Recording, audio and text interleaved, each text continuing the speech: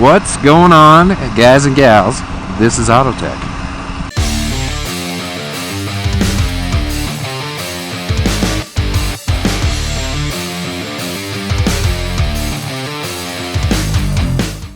It has been a while. I'm sorry about that, guys. Maybe I'll save my absence for a whole other video.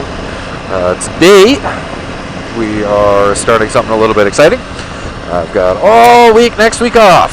So we are packed up and we are heading to the coast. The game plan is Portland, Seattle, Vancouver for a couple days, where I'm going to meet up with Road Rash HD, and then I'll make my way home. So it's going to be a pretty chill trip. It'll be just a touch over like 3,000 kilometers over the course of like 5 days. So the 2 big days are like obviously today, because I got to cover a lot of ground, and then the coming home day I'll do like Vancouver home in 1 day. So yeah, that's about it really. I am not very pleased with the turn that the weather took, like right at the end of the week here. Like we've been having a pretty crap spring, lots of rideable days and stuff like that, but like a lot of scattered flurries here and there. Not the greatest temperatures, so I was riding to work and it was kind of freezing. And then suddenly, like the last like 2 weeks, we've just had like some super decent weather. Like to the point where I didn't even have to like wear layers under my jacket or anything when I was going to work at like 5 something in the morning. And then like suddenly yesterday it took a turn and there was legit a snowfall warning in Banff and Kananaskis area. And it was like, you gotta be kidding me. So I'm like at work and I'm like, I'm not doing my job because I don't really care the day before a vacation. You know how it goes, you're in vacation mode. And so all I'm doing is just checking the weather, tracking, like, all right, well, I got to go through this town, let's check this town. Well, I got to go through this town, we'll check this, how's the road over here and stuff like that. Because, I got to go through the mountains. And, if there was 10 centimeters of snow, like, like a third of a foot, like, what would that be? That'd be like 5 inches, 4.5 inches or something like that. So it's like, oh, man. Like, yeah, be kidding me. And then I was like checking the tracking and stuff like that, and it was like showing some of the places I have to go through are like snowing overnight and stuff. And I'm just like, you gotta be kidding me. So then I'm checking the the hourly, like what's it gonna be at like 8 o'clock when I'm like rolling through there. So we're on the road now. It's not warm in the slightest. So I've got about 18,000 layers on, and I even decided to just put this extra little windshield clip on just so that I don't get like hypothermia this morning or something like that. It was raining when I got up at about 5 this morning, and I was like, dude, that sucks. Because like the real feel was like, I think it said like -1, so like what is that, 30 degrees Fahrenheit. And it was raining. I was like, oh my god, that's just gonna be miserable. That's colder than that time where I was coming back from Seattle in a snowstorm there on the Coquihalla Pass. Yeah, but different bike, different setup and all that, so we'll probably be all right.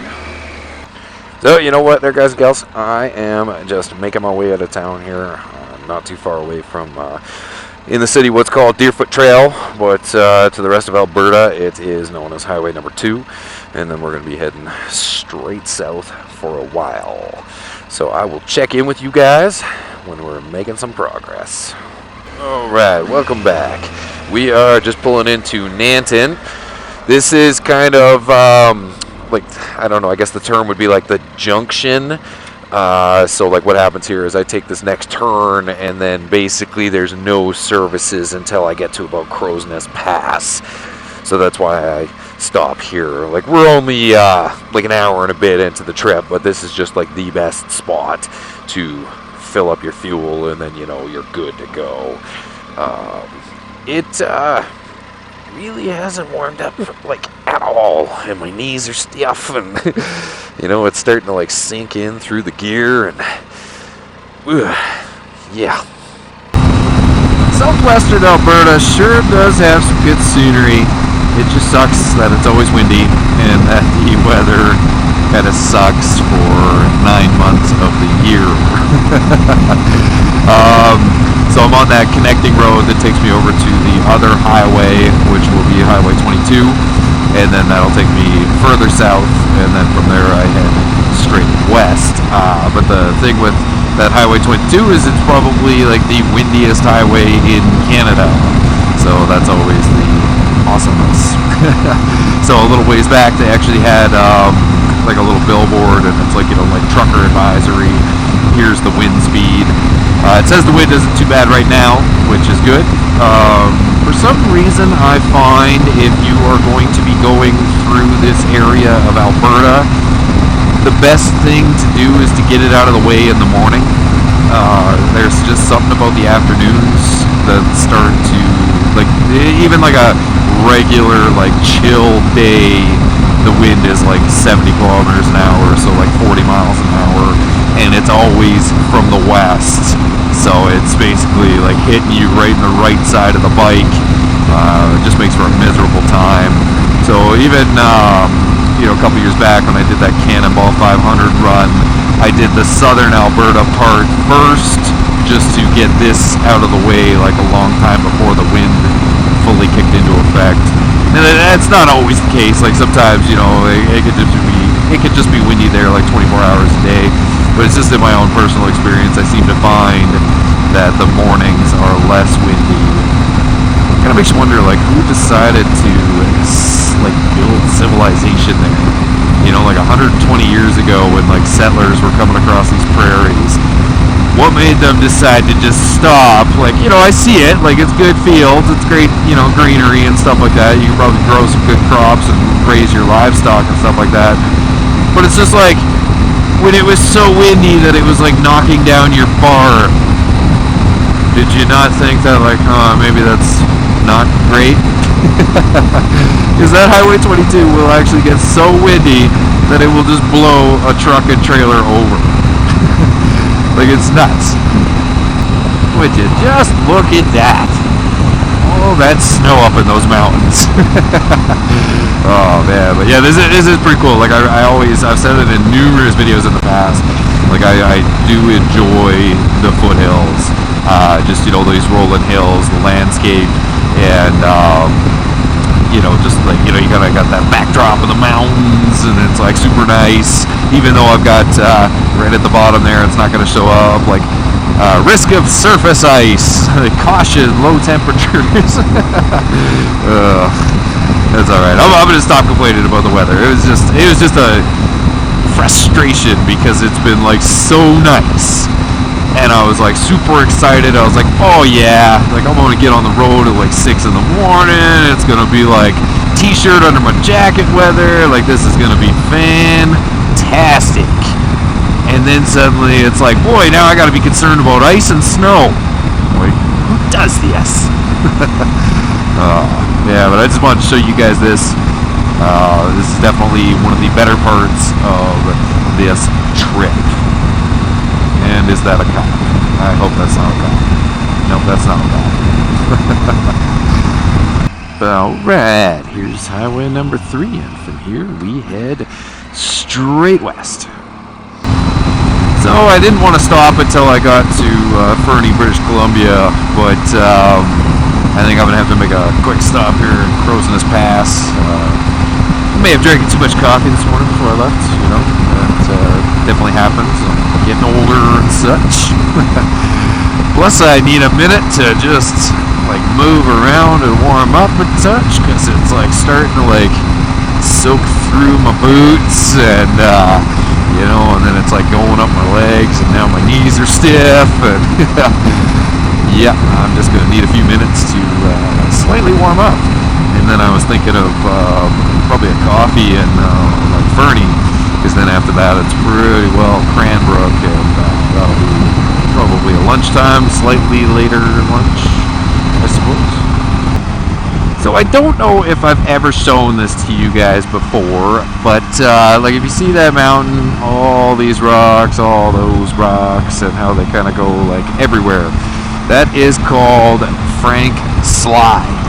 And what that was is there used to be a town right here that was named Frank, and where'd they come up with that clever name? But so yeah, the story goes is that there was a town right here, and it was a mining town, and there was some sort of like explosion or something like that in the middle of the night, so it caused this massive rock slide, and basically the whole town got wiped out.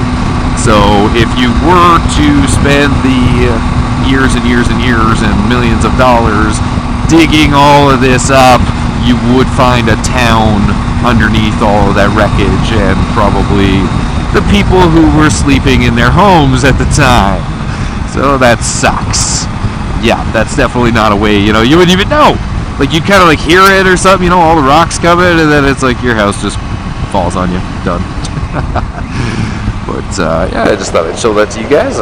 I don't know the exact date because I'm no historian, but yeah, I think this is a good bathroom stop point. Yeah, I think so. Well, all right, everybody. Welcome to Fernie, British Columbia. This was that place where I wanted to grab a little snack, have a touch of coffee, and now we are getting back to it. Took me a little bit there. I spent probably about 20 minutes inside there. I was just having a hell of a time trying to warm up. Like it's like soaked into my bones. Next up will be Cranbrook, and then at that point I'm going to get my passport into a more accessible spot, because right now I've got it in the side saddlebag. So I'll put it up in the top one there, or maybe I'll put it in my jacket pocket or something like that, just so that I can get to it quickly. Because after Cranbrook, I can't remember off the top of my head, but I think the border is really only like 20 or 30 minutes from there, and then we're into Idaho. At that point, I'm gonna put my phone away and stuff like that too. I just put it on the charger here at Fernie just so that my battery's charged up. But I don't know, I don't like crossing the border and like having my phone out and stuff like that, because I just I don't want to give them anything further to question me about, so it's just simpler if I just have everything put away, or at least I think so. So the next hour or so is going to be a lot of just deaths, so I will check in with you guys at Cranbrook. On that note, I gotta find a way to make these trip videos better. Because for me, there could be a good solid hour and a half between when I turn the camera on and off kind of thing. So it's just kind of oh, now I'm here, and then it's cuts to the next scene, and now I'm here. And so it's you don't. I don't know. Maybe I gotta start putting some footage from the middle, so you understand kind of the distance of where I'm going or whatever, just so that it's not cutscene. So I'm on the better half of getting to Cranbrook, Fernie to Cranbrook, and I think it's safe to say things are starting to turn around a little bit here. I'm seeing some sunshine, it's warming up a bit. Oh yeah! And now that I've said that, all those clouds over there will be rain and snow. Because I jinxed myself. I don't know. Yeah, not too far after Cranbrook, you pretty well turn south, so I might not have to deal with those clouds all that much. That'd be alright. I'd have to start shedding some layers though if she did warm up pretty good, because I am the Michelin man right now. That's alright. So, my bad, I totally missed Cranbrook, 100%. I got into it, and I was oh yeah, in previous years, I've been kind of jammed up at the lights, so I just want to get through these lights, and then I'll pull over, get my stuff together, and get in order. And then I was looking, and I was oh no, I'll go to the next set of lights, and then, one more, and then I was kind of starting to get into highway stuff, and I was oh, I'm sure there's a gas station at the end, and then it just turned into highway, and I was oops. Well, there will be somewhere to stop before the border, I'm sure of it. I kind of wouldn't mind double checking a map too, just to make sure which highway it is I'm supposed to turn on to. I think it's 95, where I might be on. No, I'm on 3 still, yeah, I think. Yeah, we should probably double check that at some point. something I do enjoy. Like 95% of the time it sucks, but that other 5% of the time, when you get stuck behind a trucker that's paid by the mile and he's looking to make some money, it's like you don't have to pass him because he'll just lead the way. I mean, this guy, he's got the jake to make the thighs quake. He's banging gears and passing queers. I mean, this guy's like blowing through some of these corners. Like, he shot a couple of them a little wide, and I'm glad I wasn't heading the other way on like a motorcycle. But you know, good for this guy. Oh, it's good. It's good. Stuff like that's gonna come to a close at some point, though, because you know they keep regulating all the trucks. They're giving them electronic logbooks, and GPS tracking them and stuff. So you know the days of doing like Georgie overdrives or Ford overdrives and you know running 2 sets of books and stuff, it's getting tough. So unfortunately we will come to a time where trucks will be just bang on the speed limit, and that's about it. As boring as that is. Well, I still haven't made my stop after Cranbrook there, and you know, we're not quite at the border yet, or the turn for the border, but it's looking like it might be a little moist up ahead. That's all right though. That's kind of one of the nice things about this like adventure gear that I have is just make sure your vents are closed and you don't have to stop for nothing. And since this morning, I've already had my waterproof gloves on, so that's all right. It could just be such a hassle having to pull over to the side of the highway and put your rain pants on, and then you know you're always sitting there. You're like, how much is it going to rain? Like, is it just going to spit a little bit? Like, should I just keep going? And then you end up soaked. Well, it would appear I'm not going to make it all the way to the border without a little bit of moisture. That's all right. I made a quick stop. Got my passport in my jacket just so that at least at the border I can quickly access it. Time-wise, I don't know if we're really doing all that great. I kind of wanted to make it to, I think it's called Kenwick in Washington before the Harley Davidson there closed, and they closed at 6. So, you know, I would have had to have covered about 1,000 kilometers from my house to make it to them before they close. And I think, yeah, I don't know, it's just about 1 o'clock now, and I think I got like 500 and something kilometers to go. So I mean, if I can maintain, like once I get into like Idaho, maintain you know, like a decent, I don't know, 120 the whole way, and don't really dilly-daddle at stops or nothing, then I might be able to make it.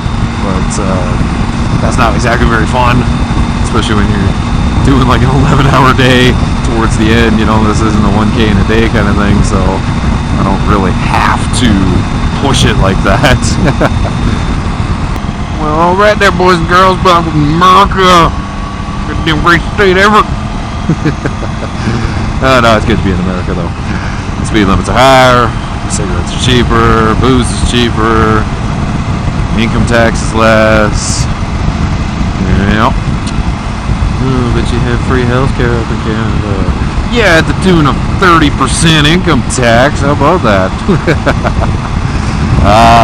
I am looking forward to getting to Bonner's Ferry, because that is where I stock up on cigarettes. So we're, I think, what, like 25 minutes away from there or something? I don't know, you guys tell me. But we will check in once we're there. Alright, all done at Bonner's Ferry here. I am well stocked now. I grabbed basically 10 packs of Camel, 4 packs of these primetime things, coffee, Gatorade, and a protein bar. It was like $84, and I was just like, oh my god. They're not even allowed to sell flavored tobacco in Canada anymore, and that includes menthols. Not that I smoke menthols, but yeah. So yeah, they're not allowed to even sell that. But back when they did, a pack of Primetimes was like $14 on its own. So I mean, to even get 4 packs of Primetimes would be like $50 in Canada. So that's why I like to stock up here in Idaho. I do always enjoy going through Sandpoint. I'm not a big beach guy. Like, I don't go to the beach all that often, but just for some reason I like going through this one just because it's a good look at town. I don't know what all would be going on here. Like, could be a good place to stay at some point, but it's just good scenery. Last little bit here, especially as I was getting closer to Sandpoint, started getting hung up by these like lollygaggers. You know, they're doing the speed limit and not a mile over it. I got ground to cover. Come on, Nancy Drew. Kick her into overdrive. Well, what in the hillbilly hee-haw is going on here? This is interesting. Just passing through Coeur d'Alene now. I'm almost thinking I might grab some food or something in Spokane. I'm like getting worn out here. That temperature in the morning there, fuck, she sure sucked a lot of energy out of me, and so now I'm just like feeling this lull.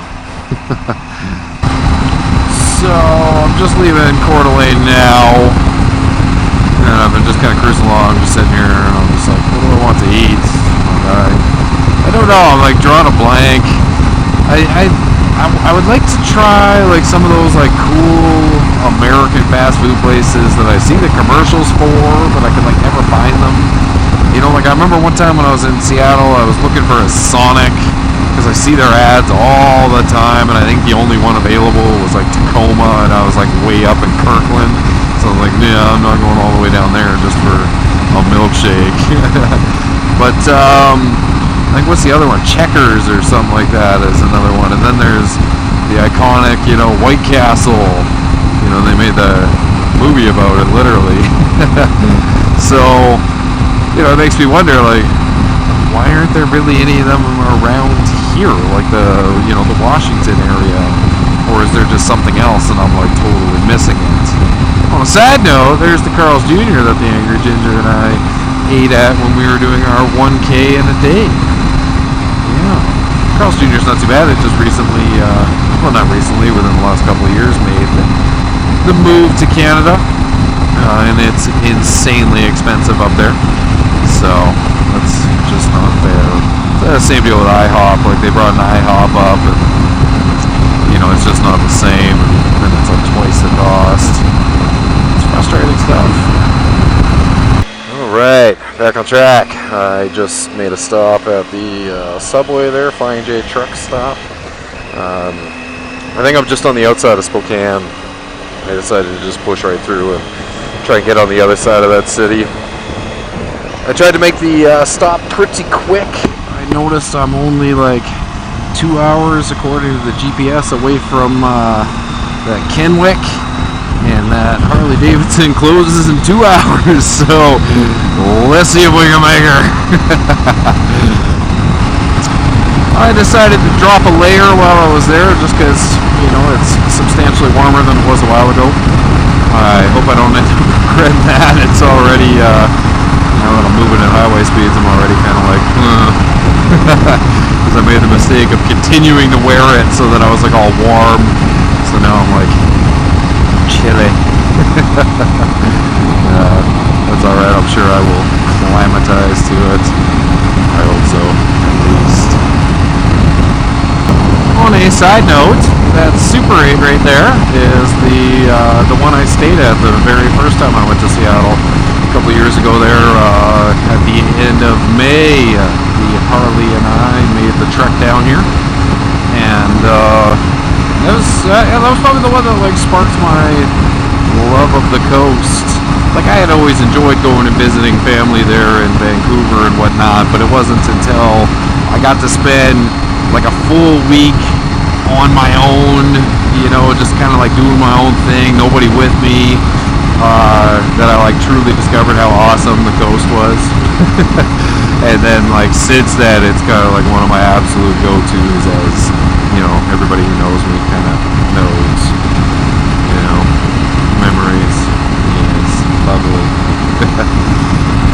Another side note, since this video is going to be super useless and absolutely random, and nobody's going to even make it to this point in watching it. The American pumps don't ask, like when you do the credit card for a pre-authorization, they don't ask for your zip code anymore. Or at least they're not asking me for it. Because I remember for the longest time it was such a hassle because, you know, being Canadian, I'd swipe my credit card and then it's like, enter your zip code. And then the way that you got around that was you entered the numbers from your postal code and then you just added 2 zeros on the end. So for my P.O. box, you would go 22200, and then the machine would like bypass it and it would work. And then, so that first time I went to fill up there in Idaho, it didn't ask me for it. And then I decided to just top off so that I could just blow right to Kenwick. And it didn't ask me for it again. So that's good, because it's kind of a hassle when you're, you know, constantly having to enter that. Or like for the longest time, I didn't even know. Like I learned that little zip code, postal code trick like 2 years ago. And for years before that, I used to just like go inside and be like, give me, you know, 10 on pump 3. Such a hassle. I did make sure to swap the battery in my camera at that stop. It wasn't right empty or anything, you know, it wasn't giving me low battery warning. But, you know, I just didn't want to chance it because there's still a couple hours worth of riding where I, you know, turn the camera on and off and record stuff randomly here and there. So, but now we are making our way to, I believe it's called Ritzville, and then we take the 395 south, and that will take us to Kenwick. And then I can't remember what we take from Kenwick to go to Portland. I'm going to kind of gauge it because I think Portland's like 3 hours from Kenwick. So I'm going to, you know, like I'm going to see how I'm feeling when I get there. Because like before I ate there, boy, oh boy, I was feeling just right worn out. You know, I was getting ready for bed kind of thing. But now I'm feeling pretty good. So we'll see if that's just like a 20-minute food high. Because I ate a cookie too, so maybe it's just sugar in the sandwich. Yeah, we'll have to see how I'm feeling when I get to that Kenwick. I mean, I don't have to get to Portland tonight, but I want to. Like, it'd be nice. But I should have left earlier. Yeah, I don't know. Well, we'll see, but I will check in with you guys soon. Well, unfortunately, I wasn't going to make it. I kind of looked at the thing, and it was like 30 more miles, and I was like 30 minutes, and I was like, oh, better not risk it. So I actually phoned them, Rattlesnake Harley Davidson there, and I was like, let me prepay a couple of poker chips and just stash them in the mailbox outside, and I'll get them. And they're like, no, we'll just mail them to you. I was like, oh, okay then. So that works. So now we don't have to rush. So I kind of took a minute and looked at some motels that I could hit up. And yeah, so I kind of picked one. I decided I'm going to push a little bit past that Kenwick since I don't really have to be there anymore. I can't remember the name of the place now. It's a Umatilla or something. Umatilla or something. Yeah, so I'll just stop there. Looks like they got some just whatever stuff. Yeah, and we will stay there. So by my calculations, it probably should take me about 50 minutes to get to that city or whatever. Because like Kenwick was about another like 30 minutes, and then that other place looks like it's about 15-20 minutes past there. There was 2 hotels that kind of caught my interest just because they were like under $70 and offered breakfast. So usually I end up staying in places that like barely even have a door bolted on and a used soup can for an ashtray. But you know, whatever, if you're just sleeping, right, you know, what do you really need fanciness for? At least that's how I look at it. You know, you don't want bed bugs, because that'd be a bad time. But, yeah. I also don't like when you hit up a place and then it turns out they're like 7 stories, and then of course, you know, being like the last minute show up, they decide to like put you on like the 5th floor as a smoker, and you're trying to like load your luggage up there. You know, I don't mean like you're out of breath because you're smoking, but I just mean like it takes you 15 minutes to get downstairs to smoke. That's kind of an hassle. I'm like 98% sure I took the wrong exit. I just got a feeling. Because I remember I was looking at the map and I saw something about like a bypass that like takes you straight west and puts you back on the highway. And I was like, yeah, but no, I gotta like get to the south end of this city, and then it's, you know, like a couple of turns from there. I should have paid more attention. I was definitely way in the wrong direction. I gotta go like clear across town. Oops, my bad. That's okay though. Well, right on. For those of you who have been around since the Cross Canada trip days, you know how much I like a cool looking bridge. Oh man, there's 2 of them. There's another cool looking bridge over there. Nice. That's pretty cool. I don't have anything cool about Calgary ever. Oh man, these directions are looking dicey. Hopefully I'm in the right one. I really regret having a thermal layer on right now. Sitting in traffic in the sunshine, I'm so hot. Oh my goodness. So there's that Harley Davidson, that rattlesnake Harley Davidson. Yeah, I'm gonna have to say it's a good thing I made that phone call, because with that little detour screw up I had there, I probably would not have made it on time. Still, yeah, it just sucks that they'll be showing up in the mail later. You know, it's, you don't get to touch it, feel it, hold it. You know how it is. Like you buy something, you want it, like you want to hold on to it at that moment. Well, that sucks we don't get to use the cool side. Yeah, whatever. We are almost there. Oh, looks like there's a dam on that side. Huh. Yeah, it's been a long day. I think this is a good stopping point for the day. I think that's, yeah, it's, I want to say just about 1,100 kilometers. I think it's like 1,034 or something like that when I looked at it. No, that was to Kenwick. So yeah, it's about 1,100 kilometers, I'm pretty sure. So like 640, 50, yeah, 660 miles or something. I don't know. Oh, look at that. Welcome to Oregon. Nice. Very cool.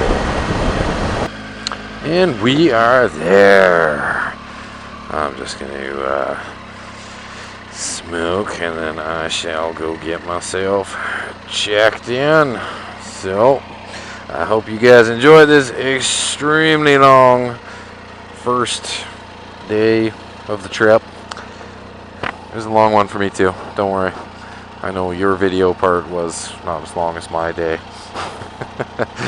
Hopefully you enjoyed watching that. And if you're new to this, make sure you hit that subscribe button, and I will check in with you guys in the morning.